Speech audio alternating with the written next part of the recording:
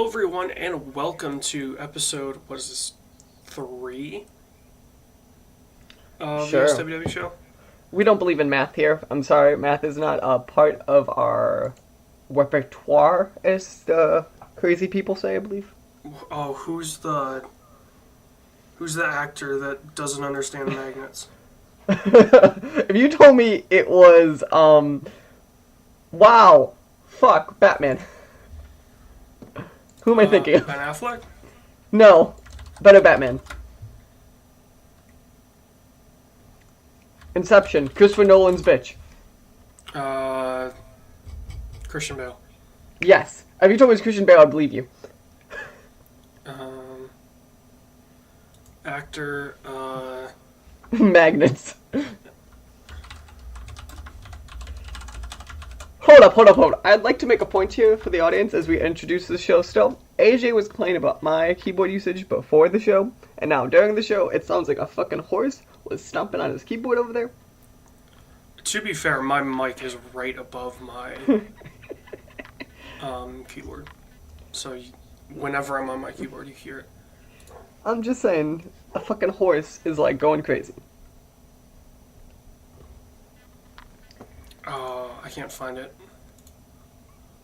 Actor doesn't understand. I forget who it was. It might have been like Martin Lawrence or something like that. But they tweeted out like, "How do magnets work?" Ooh. or something like that. It was something similar. Or something stupid like that. Yeah. God. But yeah, so we don't abide by normal math rules, and I'm pretty sure it was Martin Lawrence. So we don't buy the math rules. This could be episode 69 for all we care. Nice. There you go. No, you're gonna- it's you're episode 3. You're gonna check the feed and you'll be like, why did it say episode 69? I'm like, I don't know. Math told me that's what it was. It's episode 3. Movie Club 2 was the last episode. Mm-hmm. So that makes this, this is episode 3. Probably a long one, if I had to guess. It's as long as Red Dead Redemption 2's tutorial is, so. 10 hours. Well, let's put it this way. I'm probably almost... I was trying to think of hour count because it doesn't tell you in the game. Oh, it doesn't. It tells you mission count, you right? Yeah. I'm probably 4, 8... Probably at least 20 hours into the game. And I'm still getting tutorial prompts. I know. I feel like we'll get to it, but like, yeah, no. I feel like that's true. I feel like I'll be on the last mission and they'll be like, by the way. And I'll be like, what? Well, Rockstar games have always done that. Like, they give you the prompt whenever you do something, or you can just turn that off. Mm-hmm. And to be fair, some of the stuff I had definitely forgotten in between, like when I first learned it and when I used it again, because it was just a long time in between them. Mm-hmm. But yeah, first, let's tackle what we have recently watched. I don't know. I need some random intro nonsense. For me, it's been a whole lot of nothing. Oh, okay. So I got some good ones for you then. Well, not good ones, but I got some stuff for you. Oh boy. Oh boy, indeed. You want to start with? We're gonna start with the new Melissa McCartney movie. What's the name of that movie? God, Would You Ever Forgive Me? So Is that the one where she's like she makes up these letters? yes. That still hasn't come out? Or maybe it hasn't come out, or it's about to come out. Yeah, no, that thing I saw it a couple weeks ago, but like I saw it early. I'm positive I saw an early screening of it. Well, but Let me see. either way, like even if it had come out a couple weeks ago, like No, that thing's been in the cooker for a while. I feel like I've been seeing trailers for this movie for like 6 months. it's been longer than that. Would you ever forgive me? I saw trailers in 2017. When did it come out? So it came out in October 19th. So it's been like 2 weeks out. But It's in yeah, the I had seen trailers for that in 2017. Okay. So let me see, what do you think? Do you think this movie's good or bad on face value? Bad. Wrong. It is pretty damn good. So the thing with this film is, so Melissa McCartney, and I feel like this is a true thing about like comedy actors, is when they're really good at their chops, they're great serious actors. And she's Yeah. a perfect example of this, where like she flicked a dime, and it's her and Richard Grant as her partner in the movie. Yeah. Oh lord. So the entire thing basically is she realized, because she found an actual letter, and realized how Right. much it's worth. So then she started forging them because she was down on her luck and like about to get evicted, her cat's sick, like all that stuff. Is this turn of like her learning how to forge them while she meets this guy, and then like them forging together, and like their life in the highness, and then as she starts getting caught, stuff going lower and lower and lower, down to like the bottom, and then it's like still like the resurrection because of how good she was and stuff. She made a book out of it. Like that's the entire like thing is like, yeah. And then we wrote a story, and I became rich again. Not gonna lie, that's exactly what I remember from the trailers. Which no, I'm not saying it doesn't telegraph the story in that regards, but it's the events that make it happen is really cool, and like her figuring stuff out, and her like going from down on her luck to like okay at this like really quick. Yeah. Which, can we just talk about very quickly trailers that spoil the entire movie? But okay, but the issue with something like this is a good example of how do you spoil a biopic without like if you don't go to an individual event, like you know the story. Right. It's like we'll get into Bohemian Rhapsody next. Like you know the story of Bohemian Rhapsody. I'm positive. Yeah. But like that doesn't matter. Like you know the story of Ice coming up. You know the story of Rocket Man. But like that's not what you go to these for. Yeah. That it's just yeah. I understand. I'm not saying I disagree with you that trailer can't be different, but like as a whole, that's not why people love biopics when they do. Right. Well, and it's It's- not just biopic trailers. I've seen trailers for action movies, for like suspense movies that give away like final act scenes in the trailer. Mm-hmm. And the one that I can point to right away, it doesn't necessarily spoil anything, but it uses a lot of shots from its third act, is Sicario 2. Interesting. The trailer for that has quite a few shots from the late second, third act. Okay. But because they don't necessarily have story implications, the shot that they show in the trailer, you don't realize how late into the film they are until you go and see it. Yeah. So back to interviewing. So the thing with I think that this movie gets really well though, it is the dynamic of Richard Grant though and Melissa McCartney because they're both these really serious. They both have these own really serious issues, and then they both like have like moved everyone else out of their house or like don't talk to other people. So it's like them becoming friends first time ever and like them getting friends again. Yeah. I really liked it personally. Also I did like those little they do like the snippets at the end of like blah blah blah. I like the thing where apparently that she was so good at forging that in some people's biographies people thought they were real letters and put them in, and then she had to come out and be like, no, I forged that letter. Like 10 years later. That's funny. I think that's amazing. I'm like, can you be imagine being that good? That would be pretty insane. Right. And then the other thing I have seen recently is Bohemian Rhapsody, specifically Freddie Mercury biopic. It's Queen's are like supporting characters. Right. Yeah. So I'm gonna tell me what you think this movie's about, and I'm gonna tell you you're wrong in some ways.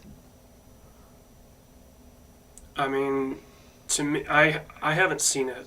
Mm-hmm. But like trailers, I assume you've seen. Trailer-wise, it's the life of Freddie Mercury starting Queen, and then going through, like his, I guess tenure as the Queen frontman. What if I told you the movie is about his because he's gay. Like it's that infamous Freddie Mercury thing. What's it about? What if it's about his abusive lover? Okay. Like that's like 2/3 of the movie. And what if I told you? I think they do show that in one of the trailers. But like that should not be 2/3 of that movie. No. And that I think my issue, and like, so you know what people want, right? They want you to like, you don't want like you want the concert montage, but you want the formation of the songs, right? Like you want like they do it with We Will Rock You and Bohemian Rhapsody. You want the like, I had this idea, let's try it. Like that's what you want. Right. You don't. So instead they do like these 15-minute concert montages of just all the songs appearing, or, and I'm gonna screw it. I'm gonna say this final scene because it isn't a spoiler because it kind of shows. It's where, like, you know, Rite Aid is the infamous backdrop of this movie. The final 20 minutes of this movie are they just recreate the concert for some reason.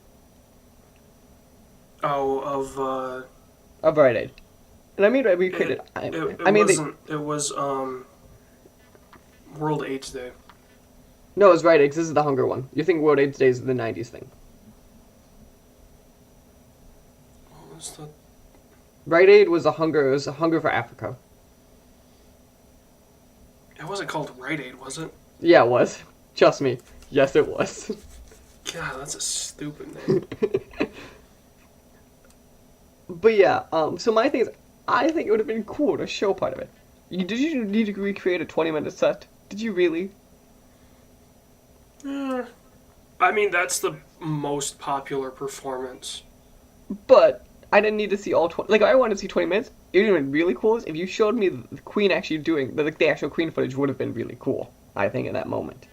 Yeah. That could have been one of those, like, here we go, let's flip the switch moments. But no, I like him as Freddie Mercury, but I don't need to see him singing as Freddie Mercury. I want to see Freddie Mercury singing. Right. Because it's obviously lip-synced. Yeah. But it isn't, because, like, I stick to, like, the movie Snowden did it really well on that turn of, like, when you show Edward Snowden. Like, I think that was a really cool flip during the college, like, visit. But, I mean, you also had the advantage of that footage is, 20 years newer? But you have to come for this entire film, they do, like, the weird, like, graying, because it was like, they do the color scheme to make it look right. So, obviously the footage would be different.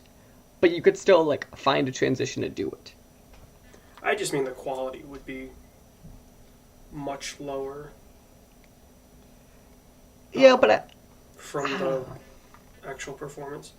Because I'm guessing it would be on VHS. That's probably true. Betamax. Whatever they use, yeah. Which, if it was on Betamax, it would still hold some of its quality, but it kind of depends on the cameras they were using. That's true, but at the same time, I was like, it felt like a missed opportunity showing that.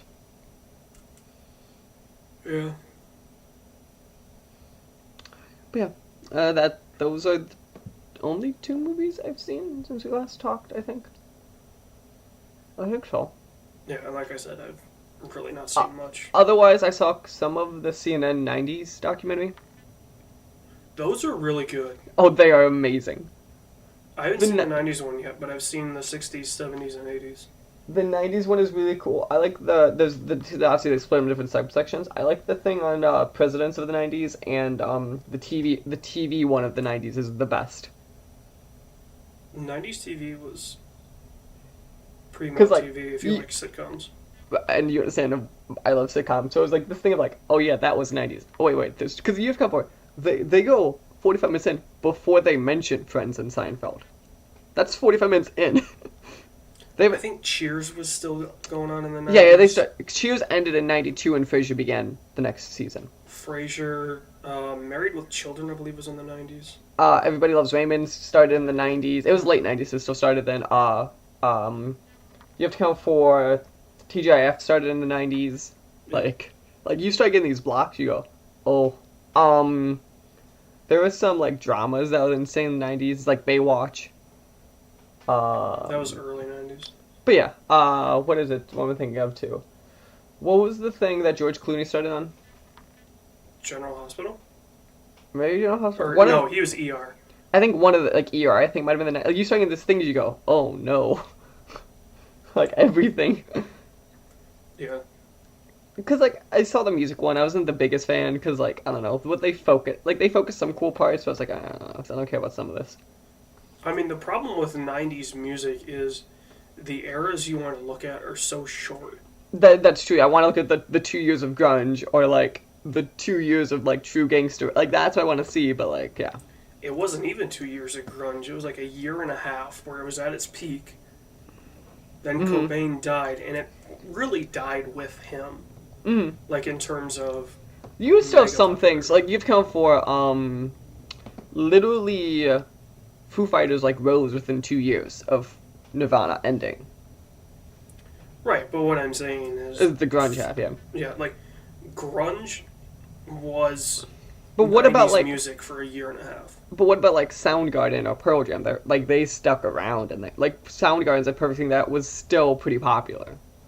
Right, and I'm not denying that, they're not popular. It's just other genres came up with the death of Cobain. Also, I'm gonna say it too. Way too much Alanis Morissette in the documentary. Way too much. I mean, she ran the 90s in terms of female kind of alt Hmm. rock, indie rock. Shania Twain was big in the 90s. Oh, trust me, they mentioned country enough too. Garth Brooks was a megastar in the 90s. Hmm. I mean, you want to look at like a guy that has lasted the test of time. Garth Brooks is amazing. I saw Hmm. him 2 years ago, I believe it was. Really? Yeah. And obviously, I mean, he's gotten chubbier because he's older, but he's still like we saw the I think it was the sixth show he did in 3 days. Wow. He had 2 shows a day in Grand Rapids for 3 days, and we may have not seen the last one, but we saw one of the last ones. And he had done a show immediately prior. They cleared everyone out, and then our show started. Our show didn't start until almost 11 o'clock at night. Wow. And he was still just full energy. Hmm. And, I mean, he sold, I don't even want to know how many millions of records. Like, he's still one of the most popular country artists, and he's been around for 30 years. Or or we could just get rid of country. Just go to country. No, get rid of country. Oh, get rid of country. We could just put it out back, pretend it's Grandpa, get the shotgun ready, and go. I mean, country music is, I think to me, it's always been kind of like, it's not necessarily the forefront of music style evolution, Hmm. but a lot of genres take from what country is doing. And I remember, because remember the era of pop music where it was like, Yeah, here is all the country. early 2000s, Hmm. where everybody was doing a song with a country star. And I mean, really, that devolves from, there's two recording cities. It's LA and it's Nashville. Yeah. It doesn't matter what genre you are, you'll eventually end up recording in Nashville. And there's just so much country influence in Nashville that you just kind of pick it up. Hmm. So, yeah, I would say that's probably it for what we watched. You want to get into what we played? Yeah, sure.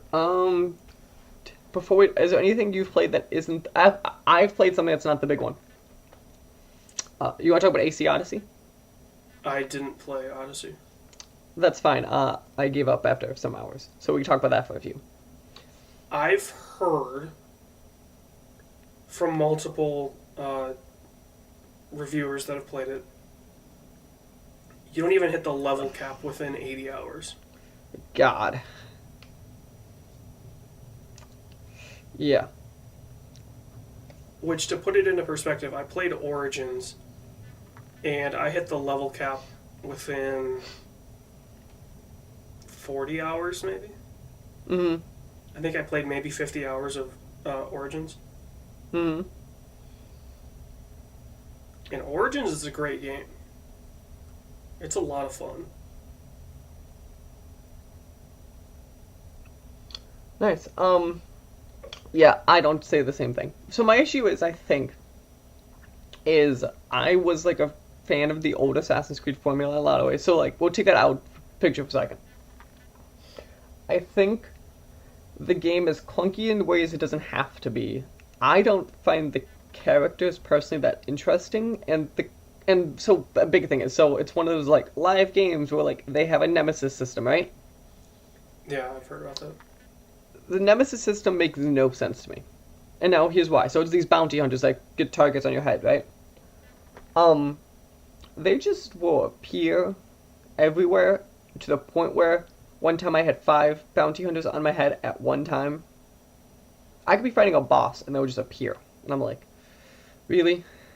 And it's not even like in the mortal way of like when you die is when they reset. They'll just reset on the spot when you kill one. For ancient Greece, can you explain to me how they track me this well? They all have the bird with the eagle vision.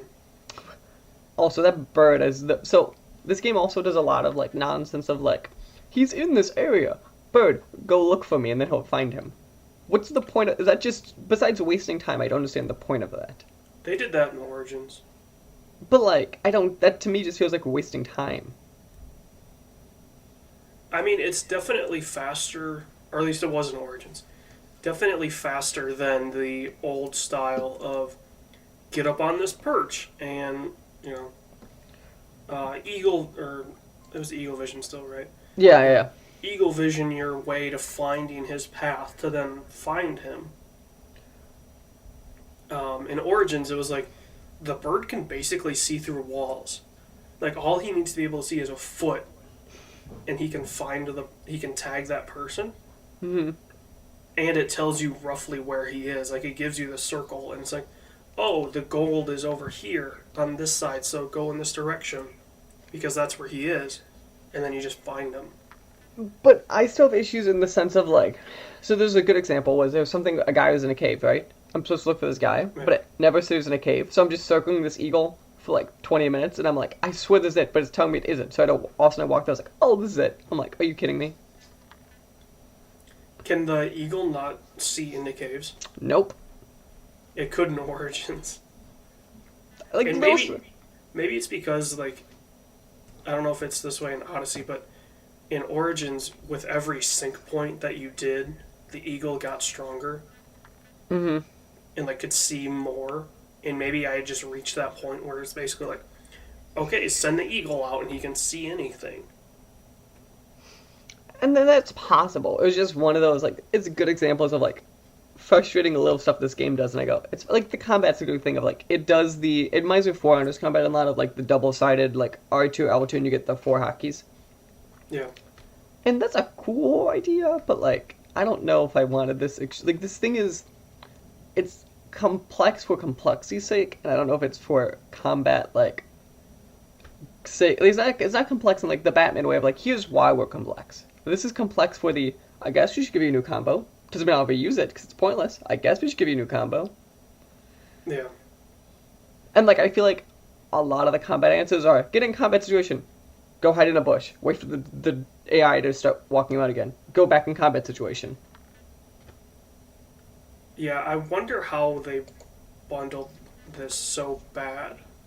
And I think that's a lot of my issues with it is a bad bundle. Like, yes, I know Assassin's Creed names means nothing anymore, but like Well, we're getting to. But they hit it out of the park with Origins. Like, Origins is a great game. Yeah, and I don't think Odyssey is like, or like the Odyssey is like you could decide use decision making in like the branching paths. Yeah. I didn't need that. Like the branching paths to me are, did you kill this fucker? would you kill his friend?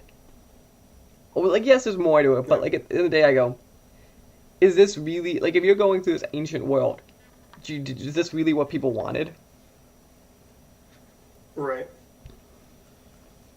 Yeah, it sounds very disappointing from everything that I've heard. To me, it's also, like, there's so tedious for no reason. Like, there's so much. Yeah, I walked in a sounds town, ridiculous. and they went, here, there's 15 treasures, like, 50 quests. I'm like, what, why? And, like, it's like, I know Witcher I love, and it's the same thing.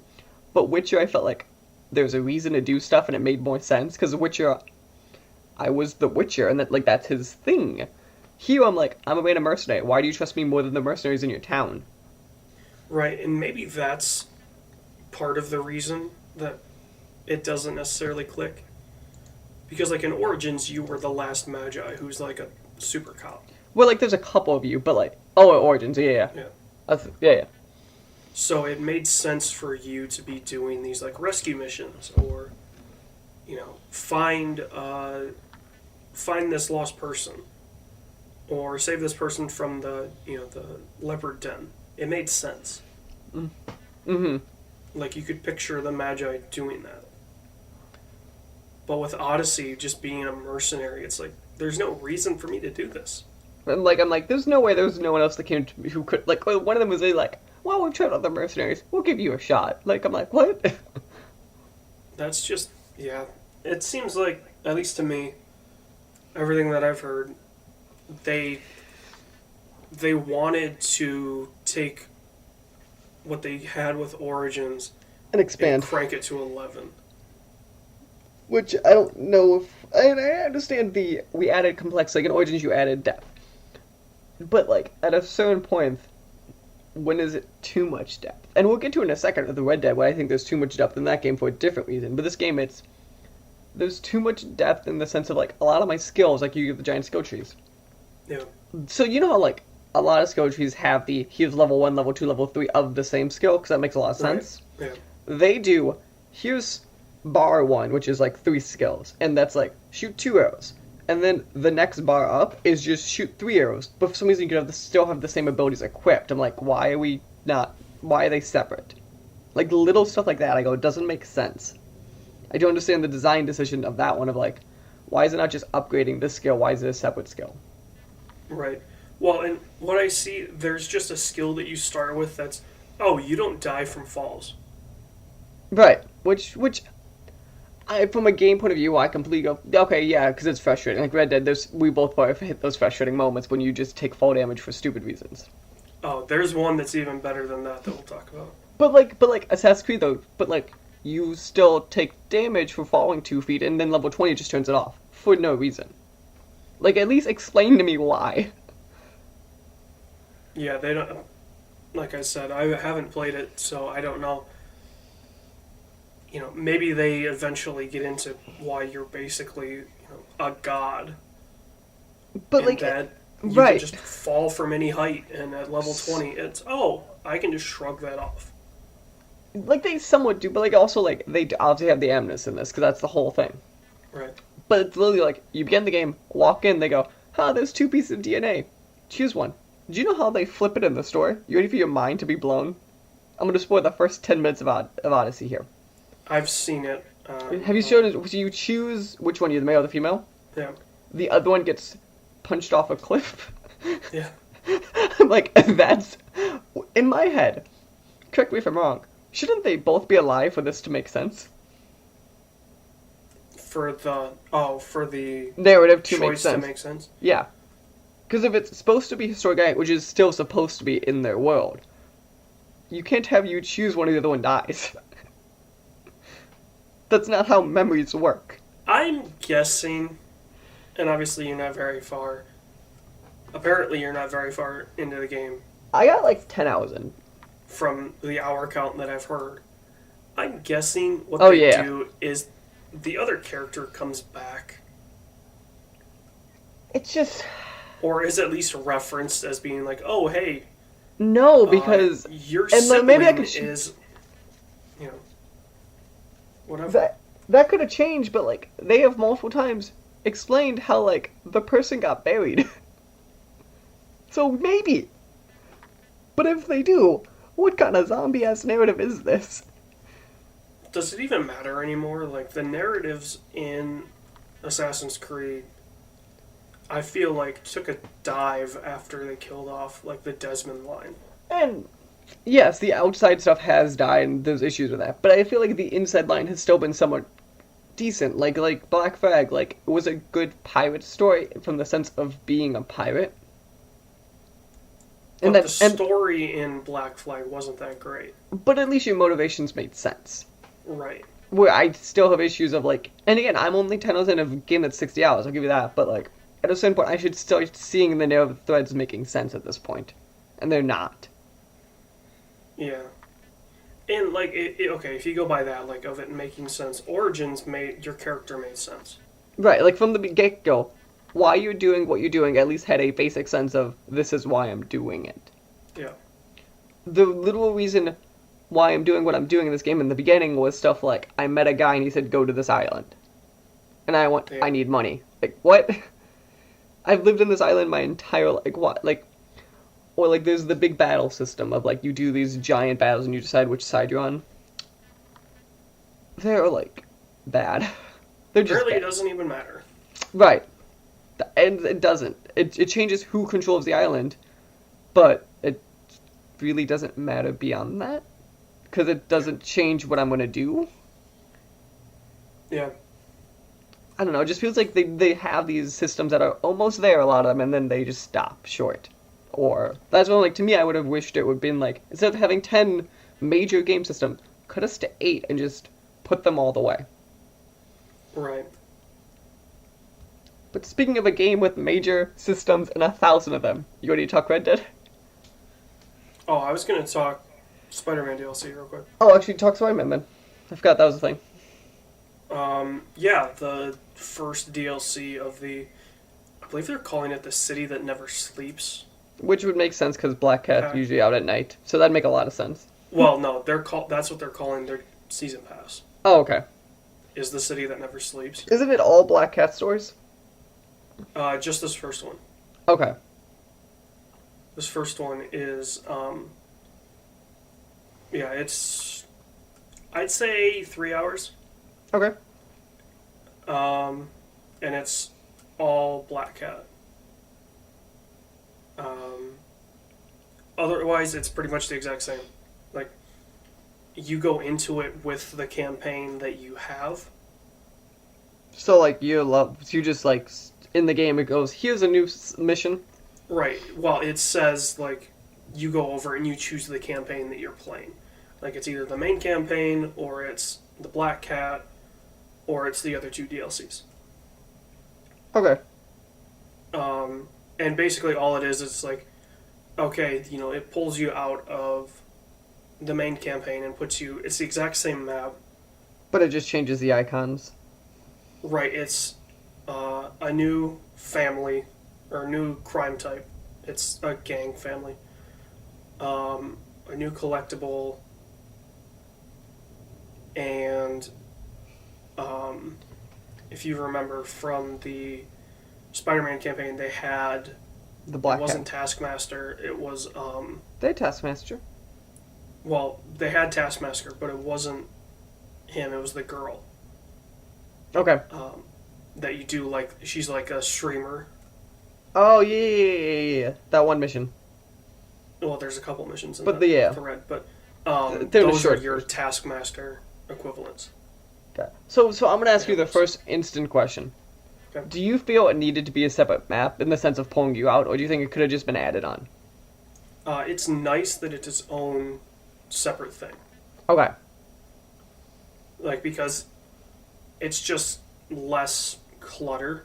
Look, I understand, like, Batman does the same thing, but Batman is like, here's kind of a different map, and that's why they did it a lot of times, because they isolate stuff, and you go in a lot of things. Oh, yeah, no, it's the exact... You play the island of Manhattan. Do you still have all your stuff? Yep. So you're just literally just changing your character and changing your background. In a lot of ways. Pretty much. Okay. I mean, they introduced New Game Plus right before this DLC came out. Mm-hmm.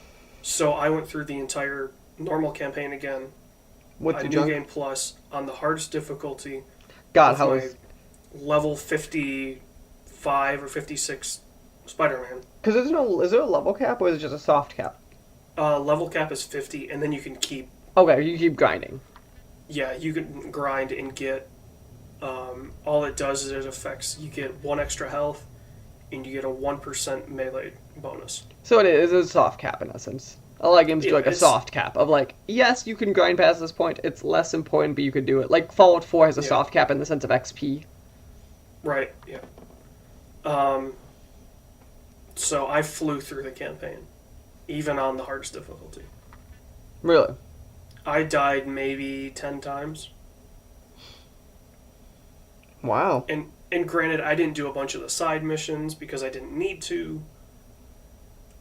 I did a couple of the Taskmaster stuff because I needed the coins so I could get every unlockable. Every gadget and every upgrade to the gadgets. But yeah, so I just mainlined the story, and I could skip all the cutscenes because I knew exactly what they were going to be,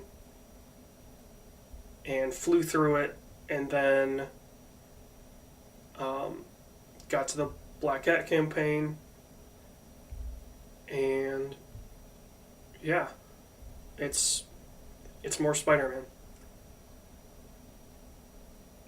Okay. Which if you liked Spider-Man, it's a great campaign. Like, it's a nice short little thing. And I thought it was cool because, obviously they have the Black Cat collectibles in the main campaign. Mm. And I didn't do it, but I almost wore my Black Cat outfit. Just cause? Just for the whole thing. What did I end up wearing? I wore I wore naked Spider-Man basically through the entire thing. Oh, nice. Which is the outfit you get for 100%ing. That's just the underwear outfit, right? With the mask. Yeah. Which playing through that campaign with naked Spider-Man is hilarious. Ooh. Because there's the whole scene of... It's right at the beginning, so it's not a spoiler. Of you repairing your outfit. Mm-hmm. And, they still have an outfit there for the cutscene. Yeah. To do, but then he does the whole suiting up Into the animation, naked you're just naked. God, It's hilarious. that's pretty funny. I'm not gonna lie. But yeah, I would say it's more Spider-Man. If you like Spider-Man, then play it. If you didn't like Spider-Man, then Don't play it. So I mean, it's not like it's not bad. do you think it's hard? Like if I started a new game, in theory, could I start this right away? Do you think, or should I level up a bit? Because I think it's so tied in that regard. You might have some difficulty. Because I feel like the game isn't hard, but it has moments also, and just in the general campaign where it takes some moments you process what I have to do. Well, and like I said, I didn't really struggle with the ultimate difficulty. But also, it's New Game Plus. I wonder if that helped you a lot because your random shit you had.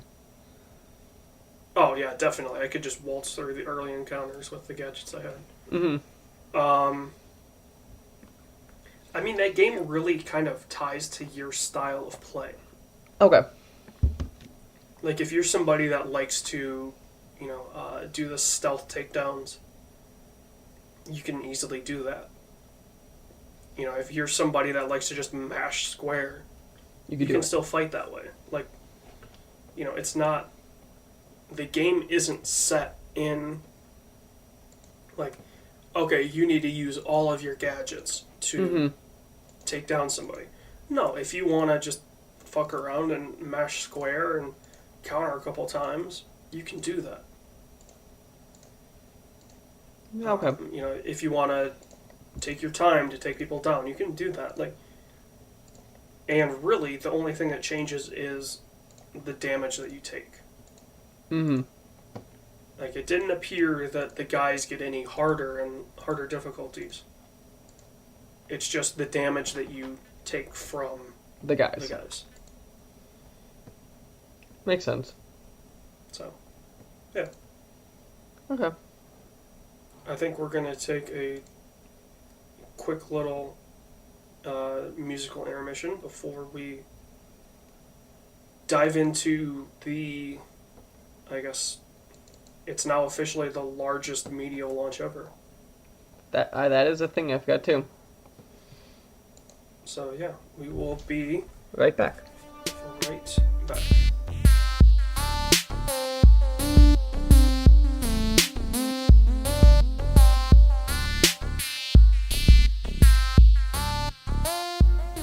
The king is back, baby.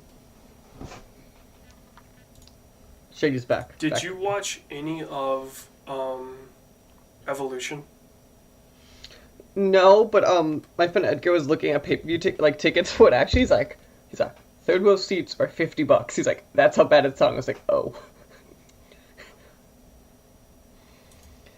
Well, it was also kind of just quickly thrown together. So That's true, but like in general, like apparently, like it did not sell well from actual seats in there. yeah, Like we found literal if we wanted to go, like we're not going to because it's in New York, but we found seats that were $5. You understand a pay-per-view ticket for $5 is insane. yeah. I don't even think when it comes to Grand Rapids, I can't even get a ticket for under 30. Chicago and you can't either, but that's just because we have like we had like enough Chicago people. Yeah.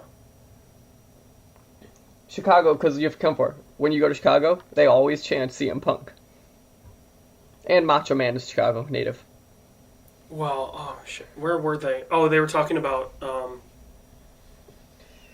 It was on SmackDown, and Shane brought up, the winner of the Crown Jewel will be the best in the world, and they just start chanting CM Punk. And then he's got the perfect shutdown of, I'm pretty sure he's not in the tournament. I'm pretty sure. It doesn't matter. CM Punk is a god. He can't fight for the life of him, but he's a god in the ring. Yeah, I mean, obviously, I liked him just as much as everyone else, but people need to let Calm. go. CM Punk. It was just ridiculous. People love him some CM Punk. Okay, 55. I'm at 55-25. Actually, we'll call it 56. Whatever you need to call it, I'm just telling you where I'm at.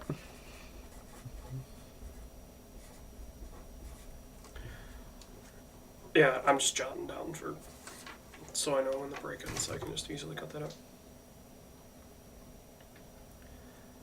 Alright, and we are back from our little break. During the break, we talked about some wrestling. And we all know the greatest tag team out there is the 6-time tag team booty licking champions, the New Day. Did you see their entrance on SmackDown? Mm-hmm. They came out as the Brood. It was hilarious. It was great.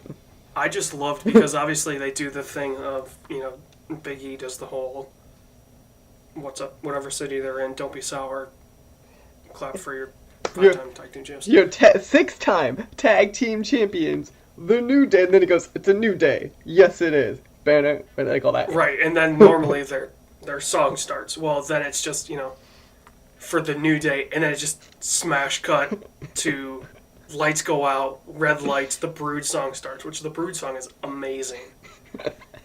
And the camera is still on the crowd, and just the stunned faces of these people going, what is going on? Like, I'm guessing most of the people there didn't know the Brood.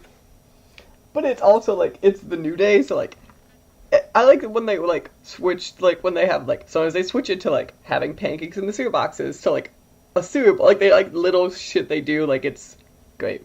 They're having fun. Yeah. I feel like the New Day amplifies what wrestling a lot of times should be, because it's like, they're like, fuck it. We're gonna do whatever we want. Like, the whole Xavier Woods story of, like, he didn't tell the producers the first time he was going out with the trombone. He just did it. Yeah, he just grabbed it. And apparently, like, Vince McMahon was like, I love it. Can you do it more? Vince loves the New Day because the New Day are having fun. And also, whether you love them or hate them, they get ratings. And the whole point of the New Day is everyone has an absolutely. opinion on them. And it helps that Xavier's got his YouTube channel, which apparently is very popular. Because WDU is like sponsors it half the time, too. Well, he's always got wrestlers on there and everything. Yeah. But, I mean, besides the fact that, it's wrestlers and video games, like, it's a good channel. Like, Yeah. I'll tune in sometimes and watch his videos because it's people that I like, or it's a game that I like, or like I always watch their Madden tournaments. God, I like their because it always ends up being Seth Rollins versus AJ Styles. You just like his name's AJ. I like AJ Styles because he is arguably the best wrestler that WWE has. Ooh, that's a good fight. Like I must know if I agree with you, but it's not a bad fight. Like, maybe, okay, of the people that they have that are his caliber, you've got Shinsuke Nakamura, Yeah. Daniel Bryan, and, Seth Rollins can go. I would say Seth Rollins, like, at the end of the day, like, Seth Rollins is a good wrestler. He's good, but But what about, like, Finn Balor? I feel like it's a good fight to have also. Specifically Demon Finn Balor. Yes. Or my boy, Jeff Hardy. Jeff Hardy can go. Jeff Hardy is, like, I would argue, from a technical point of view, one of the best wrestlers, like, in his showmanship especially. Yes. He'll jump off anything to anything. Yes. His pure wrestling talent isn't that great. But he knows how to make it entertaining. His showmanship is, I was going to say second to none, but there's some other guys out there that... But he's up Finn there. Balor's demon showmanship is obviously very good. Cena is always very good with showmanship. Just the event around Shinsuke Nakamura's entrance is very good. Mm-hmm. So, yeah, they've got a lot of very good performers on their roster. They just apparently don't know how to use them. That's valid. Anyway. Yeah. Let's dive into Red Dead. Let me find my cowboy hat. I don't have one, I apologize. Can I get a horse? Give me, like, a few hours. We were talking before the show. You're roughly, 6 or 7 hours into it? I'd believe that, yeah. And I'm just gonna say 20. You don't know in that game, because there are times when, like, there was a mission I had that I was like, I thought it was 45 minutes, and it was 2, and there's a mission that I thought was 10 minutes, and it was an hour. So it really depends on the mission in that game. Or, yeah, just what you're doing. Like when I'm walking the freaking caravan to the town, and I'm like, guys, when you hit a cutscene in the middle of this, just to speed it up, you know it's too far. Yeah. And, well, what were we talking about? Oh, we were talking about, during the AC discussion, damage and stuff like that. Mm-hmm. And you can just take random, damage during Red Dead. I straight killed my horse once because I ran into a barn. Oh, I've got one better than that. That was pretty good. I legit, tripped over this barn, and I flew, and I just see this horse on the ground. I'm like, I think he's dead. So, this didn't kill my horse. But it's probably the funniest, at least the funniest thing in Red Dead I've seen so far. I was on the train coming into a station, and the horse is just, half on the tracks. And the train hits the horse. Mm-hmm. And the horse collapses. But then he gets right back up, and he moves back. I'm good. And I get on the horse, and his health, his bars aren't affected, but his cores are, almost depleted. Mm-hmm. And it's like, oh man, if that's how I lost my horse, I would be pissed off. Would you, though? Yeah, because it was, It was the pre-order bonus horse, so it was a thoroughbred. I had her bond maxed. Stamina was almost completely maxed. Acceleration was great. Top speed was great. You know, like, it was a very good horse. And if I lost the horse because the train hit it in a situation I couldn't even control, I'd be kind of mad.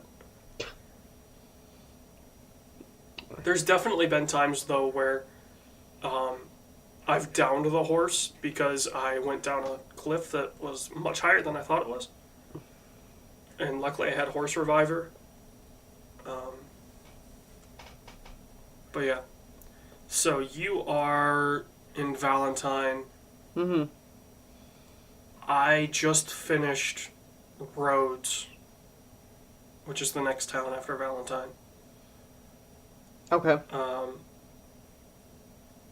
And I'm just going to say this right away. I can see where all 106 gigs are. Oh, it looks beautiful. It is amazing. Like, you can see the 8 years of work. And the thousands of people. Yeah. Like, I mean, obviously they probably started working on Red Dead 2 after Red Dead, they finished 1. yeah, but like, it's different studios. So, like, it wasn't a full pro at that point, but it was totally in pre-pro and probably some prototyping phase. Well, but GTA 5 didn't use all the studios. No, but the port might have used the other ones. And the PC. Like, there's a lot of porting in it. Yeah, they used North and... Well, but I mean just, like, main development of the game. That's about, okay. They used North and New York for GTA. Mm-hmm. And obviously that game is beautiful and amazing. Oh, yeah, yeah. But it's totally, like... So, they had 6 other studios just ready. working on Red Dead. Theoretically, from when Red Dead 1 finished. They did the DLC. I bet you there's more fluidity than we're, like, thinking, but totally I bet you they had still a lot of people, we'll say. Right. But for the sake of the argument... Yeah, right, it's for sure been in some form studios. of development for 8 years. Yeah, they had 6 studios working on this game for 8 years, and then North and New York coming on... Post GTA. And then you probably have a Studio 2 post- jumping off to hop on the next GTA, whatever. Right. So, at one point, they had 8 studios working on this game for 8 years. Yeah. 8 or 9 years, depending on, when teams started and stuff Mm-hmm. like that. And you can definitely see... The snow physics alone, right? I was like, can we just walk? Oh, you can. And it's not like there's no path, right? Like, your horse and you create different sized holes, and if you shoot an animal and drag the animal, it will cover your tracks. Like, if you have to drag the animal, it will cover your tracks because it will fill in the snow. Yeah. It makes sense. No, I feel like someone just spent a year on that tech alone. Oh, I'm sure the snow tech is like a 4-year thing. Like, it's like, here's 20 engineers, your only job is to make snow work. Have a good day. We lock you in this room. We'll get your key back every 6 months. We'll check on you. You wonder if that opening in GTA 5 Had the same tech. was kind of like, okay, we've got the tech to a certain point. Let's try and use it. Oh, I could see that completely. At least, like, the foundation of how you do it. They put in that tech for the opening of GTA 5, and they're like, okay, it works. Keep working on it for Red Dead. And then obviously they expanded on it. Maybe too much. I will say you do end up going back into the snow. It's not for very long. Good, because no, I like the thing, but like the snow is totally starts dragging longer because the horse starts sliding, and I'm like, okay, guys, I want to get moving. Well, have you talked to the guy in Valentine about the gunslingers? No. I don't think so. I think it's in Valentine. I've had some bar fights in Valentine. I've talked. Valentine, because we'll get into the system discussion, obviously. A little tweak I really like is, and I know they kind of did this in GTA, but not in full blownness, of like when you're in a store and you can just look at a single thing GTA tried to do it, but it was a weird menu subsystem you went into. This is straight like I look at a thing and I want the thing, Yeah. and that's really cool. Yeah, you can just walk up and just purchase the thing. Because GTA was like you went into menus and you started jumping between objects. This is no. I want that. What? And you can still hit that with, like the clothing and stuff like that. Yeah. You can back out to the GTA menu of like, okay, this shirt and then these colors and then But it's to me, I was like, that's a cool tweak. I'm like, oh, that was really cool. yeah. I feel Also, you can totally start a gunfight by accidentally picking something up. I was in the sheriff's office in Strawberry. I'm trying to think of where you're at. It's not a that's not a spoiler. okay. It's another town. Yeah.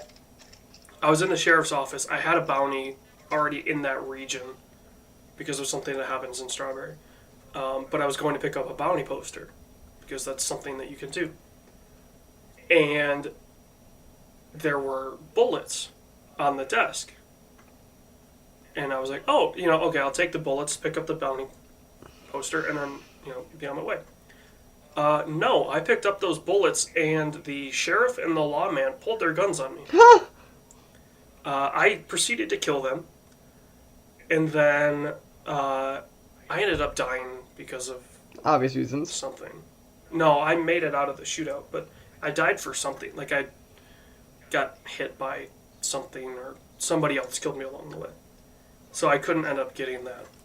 I couldn't claim that bounty poster.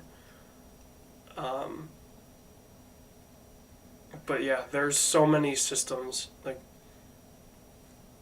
once you get to the next camp after the Valentine camp, the Rhodes camp, they introduce fishing. And so I've spent probably 4 hours fishing. Okay.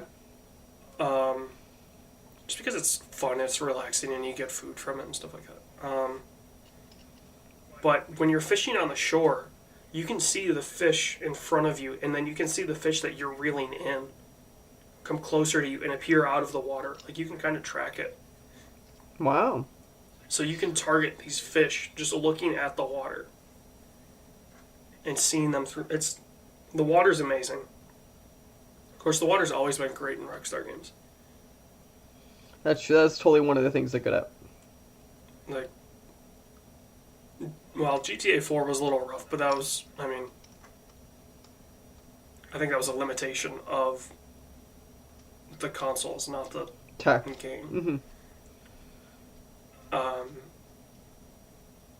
I never played Red Dead 1, but I'm guessing the water looks great in that. Obviously, the GTA 5 as a whole looks amazing. Like, That's true. consider the fact that it runs on PS3s and 360s. That is the thing that still blows my mind if you look at it to this day. I'm like, I don't understand how you don't blow these things up. The only feature that isn't in the 360 and PS3 is first person. Which, for the record, I understand because that takes a lot of rendering. Like, that is one of those things I go, I understand why maybe there's a limit. Right, but that's the only... there's other things, right? But that's the only feature that they couldn't put into the PS3 and 360 versions. Mm-hmm. So if you think about it that way, the fact that game even runs is like... Obviously, Naughty Dog is like seen as the master of the PlayStation. Because they are. Like, what they can do is incredible in terms of just physical, fidelity. Mm-hmm. But what Rockstar did with GTA 5 blows Last of Us out of the water.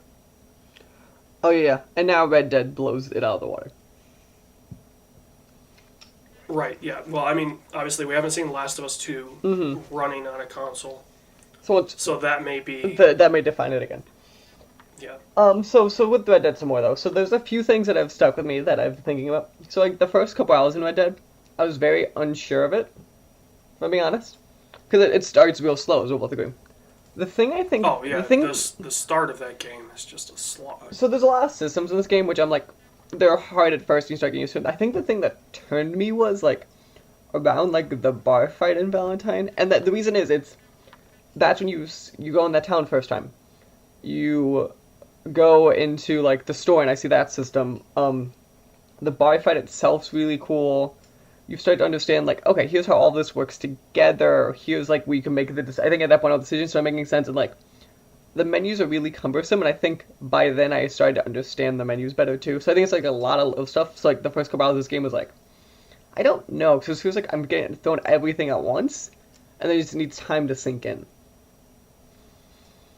Yeah, I mean, obviously the systems are all there right at the beginning. Which I think is a good thing in a lot of ways, but it's from a onboarding point of view, you go, what am I looking at? Right, yeah, it's like, okay, I do what? I have to hold L2 to interact with And then I'm people? like, why is there like 5 menus just on my menu? What does the horse do? Like, I'm still unsure on the horse for that good. But like in general, I'm like, there's a lot of like, wait, what? Yeah, there's the thing with the horse is like there's horse storage. Yeah, and that's what got me. And like he always stores your big guns, so you have to remember to grab them. Yeah, but like with the horse storage, I'm like, okay, my satchel's full, so I can unload some of the shit that I don't need onto the horse. Far as I can tell, you can't do that. Right. Like the only horse storage is skins and animals, and you can only carry up to 3. I said it's a lot of little stuff like that. I go, okay, I think I'm gonna have to get used to it some more. Yeah, there's definitely. I mean, like my satchel's full right now. Like I have to hunt to upgrade my satchel if I want, to be able to carry more shit. Mm-hmm. Um, and like I pre-ordered the game, so I have the pre-order bonuses. So I have the pre-order horse. That's the horse that almost died from the train. Mm-hmm. I've got a pre-order outfit, which doesn't really do anything. It just looks cool. And I completed the challenges in GTA Online. So one of them was to get the double action revolver,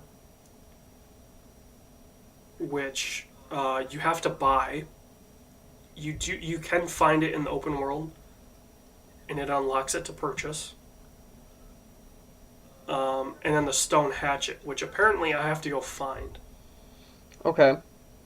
Like, it's not just given to you. It's, you get the opportunity to go find this. Interesting. Granted, I know where it is because there's a guide to find it, and I haven't looked at that guide yet. But I might. It's just a stone hatchet. It's not anything super important. Mm-hmm. The double action revolver does make the shooting a lot nicer. Because they replicate the action, right? So with an old school revolver, single action revolver, you have to pull the hammer back, and then you can pull the trigger to shoot. And you have to pull the hammer back to shoot again. With a double action, you pull the hammer back once, and then through your trigger pull, it will pull the hammer back. So all of these revolvers in this game, you have to trigger the hammer, the action, to then fire a shot. So you can't just mash right trigger to fire shots off. Mm-hmm. He'll do it, but he has to do the action first. And it's the same with every firearm. The bolt action, you fire the shot, and then you have to cycle the bolt to then shoot again. The repeaters, he has to trigger the action. So the double action does make it a little bit nicer. Okay. You can get shots off definitely a lot faster, but it's truthful there. Like bolt action rifles, you take the shot and then you have to cycle the bolts before you can shoot again. Repeaters take a second to trigger. You have to trigger the action with the repeater. There's no fully automatic firearm. Mm-hmm. So, they weren't invented until Later. Like World War One-ish, I think we started to see them. Yeah, late World War. Because those machine guns were around them. Yeah. I mean, they have the Gatling gun, which is a crank-operated gun. Right, so you still have to do something. You can't just hold, you're not just holding the trigger. I've only encountered Gatling guns so far. I've never used one. Yeah, which I don't know if I will. Like, I feel like I'm gonna have to, because probably the game's gonna make me, but like, it's totally not gonna be a thing. That's not why I play the game, to play that type of gun. Right. So far, I've yet to have an issue with shootouts. Because also Deadeye. I rarely use Deadeye. In general, Deadeye is like, it's a fun zone where I like it, but it's totally if you use it, you're fine. Red Dead 1, I don't know if I died in the first Red Dead because of Deadeye. There's definitely points where once you get it upgraded so that you can manually target things, it's pretty nice. Mm-hmm. Because then you can aim for the head, and it's a one shot. But, I mean, it wasn't that important for me. Like, the bolt-action rifle takes people down in 2 shots. Also, or a headshot. I really like, I finally understand a Rockstar leveling up system. The game finally made me understand it. Which, because GTA, I never understood how you leveled up fully. This game, like, oh, this makes sense now. Yeah, I mean, the GTA leveling up was always you do the thing. Level up the action as you're doing. I feel like GTA was less clear when I did level up or why I leveled up, though. Where I feel like this is very much oh, I got the horse again. He leveled up. Oh, that makes sense. Like, I feel like in GTA was, I ran and eventually the bar just increased and it didn't tell me. Yeah, the one that I never understood was the stealth. Yeah. And apparently, I found out years later, it was while crouched, taking people out. It wasn't even like, stealth takedowns with like silenced weapons or stuff like that. It was only while you're crouched, taking somebody down from behind. Mm-hmm. So. Mm-hmm. I do like, though, that, like, okay, your health is going to obviously, you're going to get pips experience for your health while you're eating or while you're cooking. Yeah. While you're going to make yourself stronger. It reminds you of the Skyrim leveling system in that regard. Yeah. The Deadeye basically improves for anything. You get Deadeye for kills, you get Deadeye for hunting and fishing. You get Deadeye experience for tracking stuff. Hey, pause here for a minute. You have to cut this out. Hello?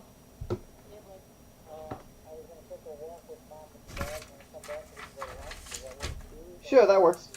That works fine. Alright, bye. Okay, I'm back. Just cut this 30 seconds.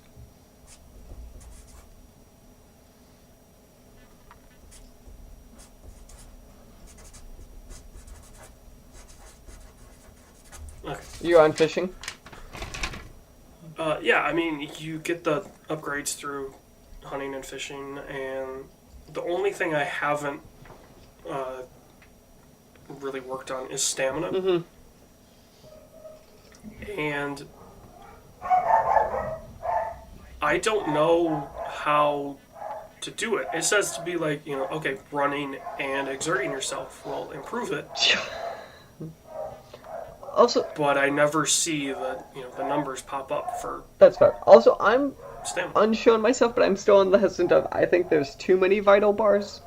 I think I'm on that. There's only 3. But like, there's 3 for you, 3. Like, but there's inner and outer. Like, there's only 3, but there's a lot to the 3.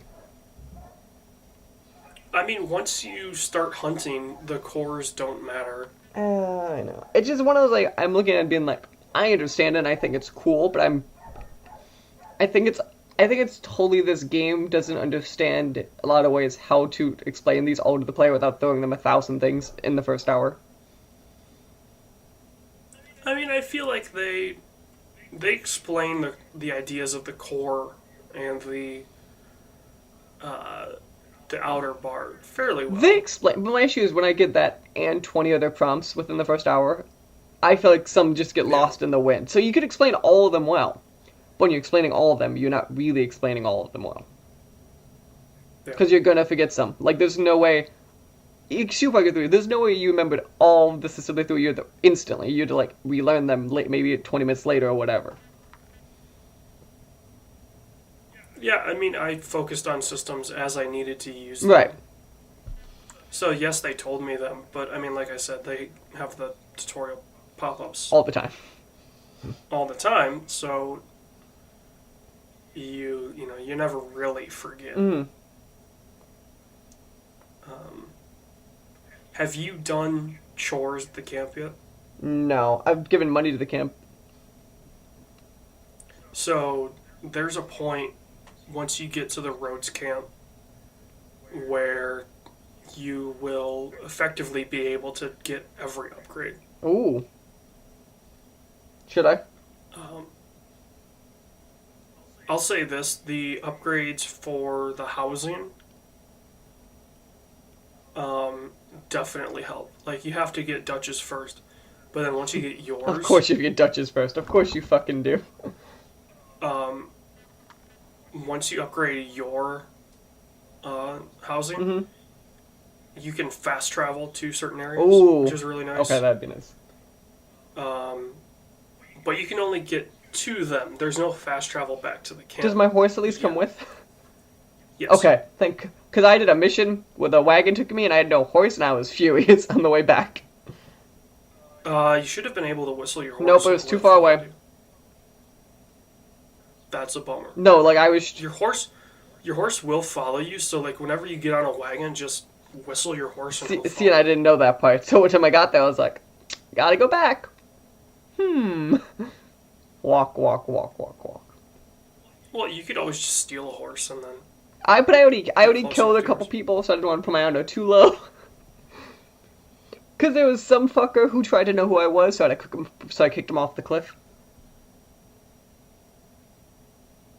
I don't know if I've... Was he from Blackwater? Yeah. Oh yeah, I killed him right away. Oh yeah, that boy was like... I caught up to him, he was off the cliff, and I was like, kick. I want to see... He's like, the other... Okay. He's like, I recognize Yeah, you. yeah, that guy. Are you over in Blackwater? And you're like, You're like, no. bye. So the thing that was also a pet peeve, by the way, why did it not let me take a gun out during the bar fight? I wanted to take my gun out. The only thing from every experience I've had with fights, if you want to do something, you have to do it before you start fighting. Which is upsetting, because, like, the big fat guy comes out, and I totally wanted to just take my gun out and shoot him in the head to make a point. Yeah, there's certain points where it would be much, like that to me would be... I would totally do that, I would totally... the Indiana Jones I would have thing. done that, because you understand how much that would have made a point. Yeah. And I wanted to see what the game would, like, do in response of, like, me just fucking blasting his head out. Yeah, there's another... Because for sure in real life, in that Fight. regard, you'd have your time to take your gun out, because he walked down the stairs. Yeah. And you didn't go after you, yeah, even. I would have pulled out my shotgun and just shot him. Yeah. There's another fight that you get into with two guys, and the one guy brings out his knife. Oh, no.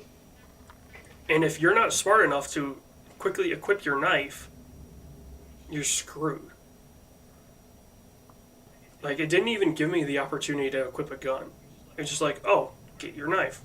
Mm-hmm. And I have found that if you ever get in a fist fight, having your knife out is an instant win. Of course, I better be. Like, it doesn't even matter, like, if they have a knife too. Like, you just get your knife in there and you can just go to town. Wow. Also, there's a fight that you get into in Rhodes. It's for one of the Strangers missions. Or no, it's a debt collector mission. That you just knock the one guy out. Like, first punch, his hat it levitates as he falls out from underneath it, and then it falls down.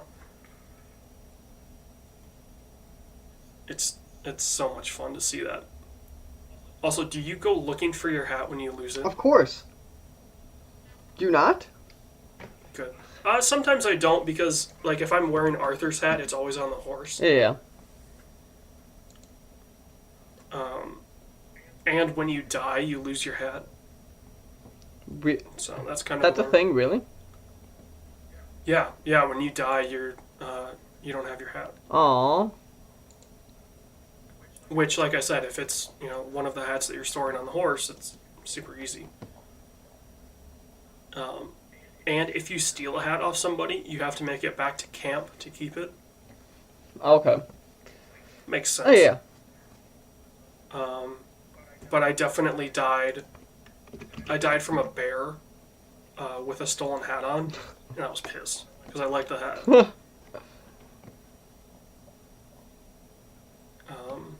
But yeah, there's so many systems. There's so many things. Like, there's parts of the game that I want to talk about, but you're not at yet. I apologize. So there's definitely going to be a discussion. Down the road. A spoiler-filled discussion of Red Dead and the moments that we had in it. There's one thing, though, that I loved. It's in Rhodes. It's not a spoiler. But there's two families in Rhodes. Mm-hmm. And they're both plantation families. And you're talking to a member of one of the families, and they're talking about the other family. And there's a line of, they're not doing so hot on account of the new labor laws. And it's such a throwaway line, and I just cracked up when I heard it. Because I was like, no, there's no way they definitely just said that. There's also a point, I believe you've hit it, I'm pretty sure it's the Valentine camp, where the guy says, I have to stay next to the darky. Oh, yeah. That may have been in the snow. But that was another of like, I mean, it makes sense. Like, you're in that time period, right? The Civil War ended 30 years ago. Like, most of you probably were alive, at least during the beginning of it. Like you were early, but, like, you were alive. Yeah. Yeah, you don't necessarily get an idea of how old people But are. if it's 30 years ago, most of them, even if they were children, probably, like, Dutch for sure is alive, for example. Dutch is alive because there's points where he talks about his dad dying in the war. Your chef is from the Navy, I believe. Oh, yeah, definitely. Which would make him almost 50. No idea how old Arthur is. There's mentions of him, though, being raised by Dutch, basically. So you would assume Dutch is probably around the same age as Pearson, so 50-ish. So you would probably guess that Arthur's in his 30s. Yeah. I was thinking 30s. Mid-30s, probably. I do like, though, that obviously you have John Marston and the son, Jack. Yeah. Is in the camp, too. Like, as a very young kid, so you can kind of figure out, like, okay, the time frame from 2 to 1 here is a few years. Even though you can kind of figure that out by, like, Red Dead 1 takes place in the early 1900s. Red Dead 2 takes place in 1899. So, there's only a few years difference.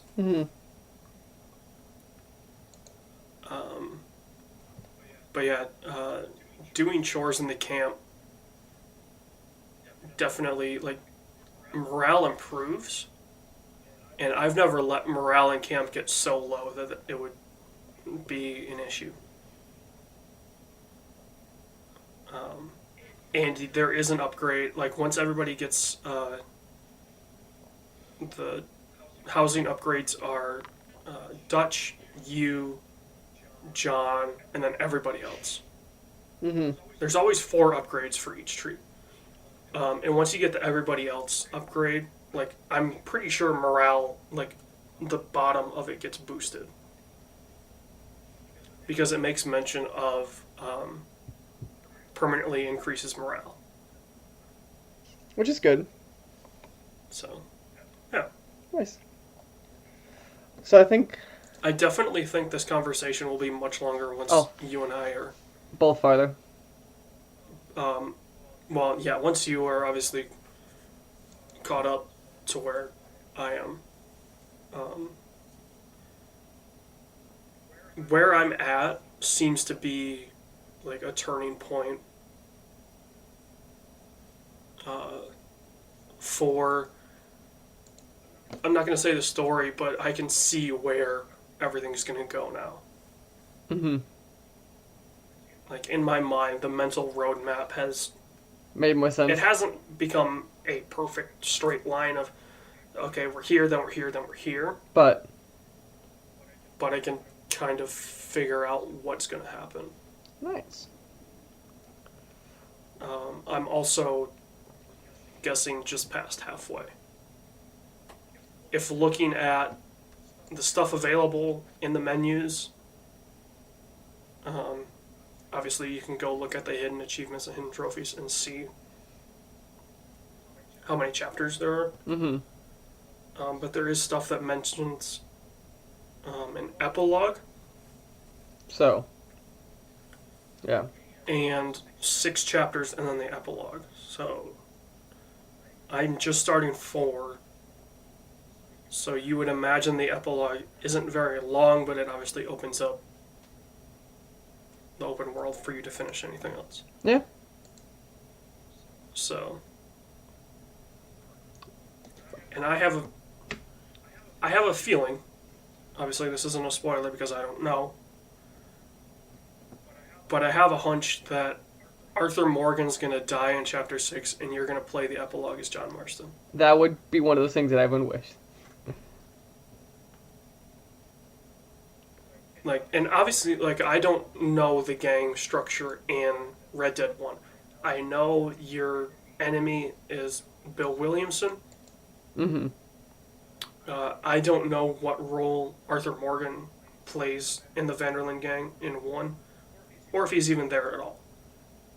I'm guessing he's not there, which makes me believe he dies at the end of Chapter 6 and you play the epilogue as Marston.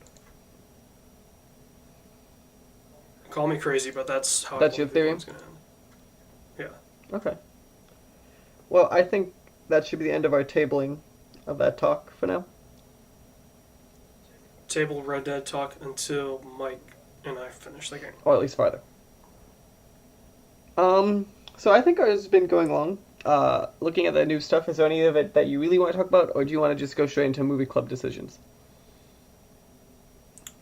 I'm going to say the video game talk is probably going to be mostly Red Dead for the rest of the year. Okay. So, there's probably going to be some Battlefield talk because that comes out soon. and maybe I'll get into Call of Duty at some point. Like, I'm planning to get, it's just a matter of when. Yeah. Yeah, I'm trying to get, the Halloween event is still going on for Destiny 2. And I got back into that with the Forsaken update. Mm-hmm. And there's a 600 light, which is the max. There's a 600 light weapon that you can get for completing enough of the Halloween event things. And I'm about a quarter to maybe a third of the way there. Mm. So I think this weekend, I think I have until Tuesday, the next Tuesday update, which would be the 6th. I think I have until then. Okay. So I think this weekend I'm just going to grind. Well, I can't do it Saturday because my brother made state for cross country, Ooh. which is huge. So I'll probably have to do it between today, tomorrow, and Monday. Nice. Grind out that. So yeah. So I probably will slow down on my Red Dead play for That's not okay. the next couple days. You'll catch up. So, equal out. And I actually have more time now in the next couple weeks, so it should equal out. Yeah. Okay. So then, I believe I was promised decision making this month. Yeah, this movie club is yours. How exciting! Ladies and gentlemen, boys and girls, come sit down around the campfire. We have some decisions to make. No comment on that one? What one of my... Like, I remember there was like a villain said that once. I was like, how exciting! Like, that kind of weird voice. What list are you pulling from? Yeah. IMDb? 100%. What, just... Coming So, soon? yeah, that's kind of looking at it. Okay. Can I just say, before we decide, have you listened to Tyler, the Creator's Mr. Grinch? No. It is amazing. So the movie I want, and you can tell me if you think it's too late. It comes out November 16th. It is Widows. Oh!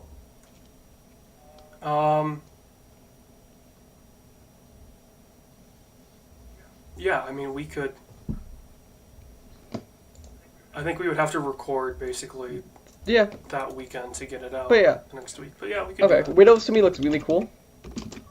Widows, or the week prior is going to be the Front Runner, Is that the week prior? Overlord.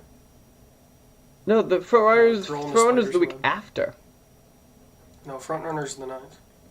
That's our early release then. Frontrunner's wide release is the 21st. Okay. Yeah, I'm just looking on the IMDb site, so it could be this is the initial release is the 9th. Yeah, I don't have any releases near me until we get to the wide release. Okay. Which sucks. 'Cause I would so see the Frontrunner. River Runs Red looks interesting. It's got Taye Diggs, Luke Hemsworth, Gianni Capaldi, John Cusack, George Lopez. Yeah. My vote is still on Windows, I think. Widows.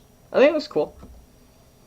That looks really good. And I will definitely see The Last Race as well, which comes out the same day. Nice. Okay, so now here's the decision making. What is our old movie?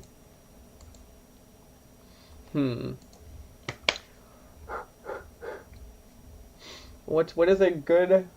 What are you feeling this month? Do you have a genre in mind?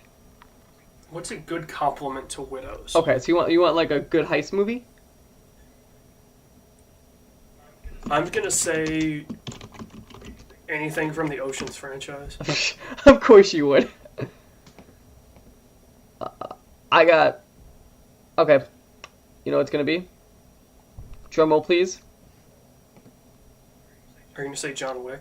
No, I have a better heist movie. This is a heist movie we have both seen, but I feel like we could always see it again. Are you ready? Sure. The Italian Job. Which one? 2003. Okay. The recent. I'd rather do the more recent one. Okay. So Italian Job and Widows. Yep. Let me just write that down. Widows Italian Job. and Italian Job. Alright. In 15 minutes, I won't be able to read what I just wrote. Yo, but text me and be like, what do we see? Widows and Italian Job. And that movie club may be... Middle end of November. November 16th is when that comes out. We'll aim for that Monday. Come out. So yeah, we'll aim for the week of the 19th. Ideally, we'll record Saturday the 17th.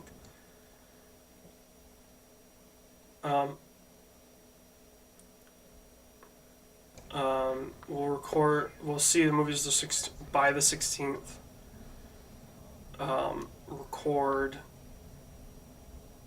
either the 17th or the 18th, hopefully, to get it out by, if not the 19th, the 20th or the 21st. Sounds good. So it's going to be a quick turnaround for that. But doable. Just looking at the next slate of movies, we're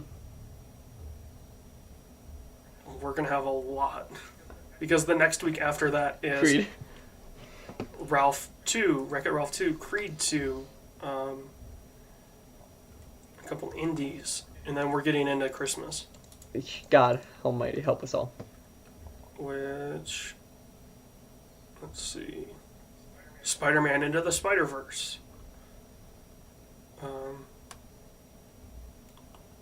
Aquaman, Bumblebee, Mary Poppins Returns, Holmes and Watson, which looks hilarious. Vice. Vice looks so good. Stan and Ollie. Again, looks good. So yeah, we definitely have our pick of the litter for the next one, I'm excited. which I believe will be before Christmas. Yeah. Should Yeah. be. So, AJ, would you like to take us home then? Yeah, you can check us out on a lot of stuff. Swiftly. Anywhere you can find podcasts. Twitter at Mikey_Maroney, at Losyboy. Yeah. Make sure to rate us on iTunes, please. That'd be great. Yeah. Rate, Helps review. the machine overlords find us.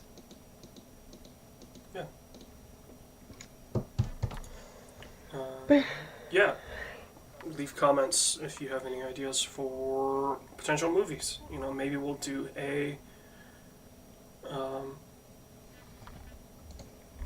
community choice. Oh god, that'd be terrifying.